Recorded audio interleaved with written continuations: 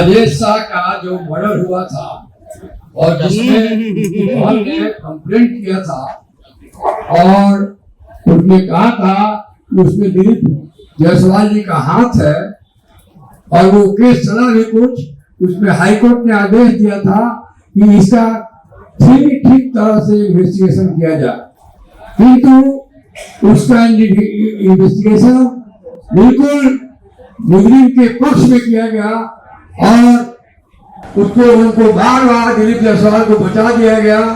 Police वाले भी उसमें इन्वॉल्व थे। उस समय के जो सुप्रीटेंडेंट थे उन्होंने एक ऐसा फाइनल रिपोर्ट दिला दिया जो हाई कोर्ट के डायरेक्शन के बावजूद के खिलाफ था। सारा पेपर हम लोगों ने एग्जामिन किया है और अब लगता है कि ये जो कल्प्रिट है वो बच नहीं पाएंगे। हम लोगों ने एक दूसरा मुकदमा दायर किया है उस पीड़िता उस चिकौल के तरफ से, जन सुराग के सहयोग से वो केस किया गया है और उसमें हम लोगों ने दिखाया है कि किस तरह इन्वेस्टिगेशन को दिग्भ्रमित कर उसको रियल जो जायसवाल जी उसमें इन्वॉल्व है या और लोग जो टोटली इन्वॉल्व है उनको बचाने के लिए उस समय का एसपी और एसपी को कैसे रिमांड मिला, उनकी पत्नी को एडमिशन करा के वहां से पीजी की डिग्री दी गई। ये सब बातों को लिखते हुए हम लोगों ने एक याचिका दायर की है हाईकोर्ट में।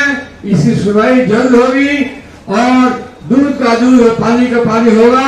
इसका इन्वेस्टिगेशन किसी हायर एजेंसी से कराया जाएगा, ये हम लोगों ने प्रेयर किया है, या तो सीबीआई या कोई इंडिपेंडेंट एजेंसी से इसका जांच करा के इसकी सत्यता को लाया जाए। हम लोग इतना ही चाहते हैं कि जो कल्प्रिट रियल कल्प्रिट है, मर्डर हुआ है तो किसी ने मारा है, किसी की साजिश है, इसको न छिपाया जाए और पुलिस जो छिपाई है उसको उजागर किया जाए।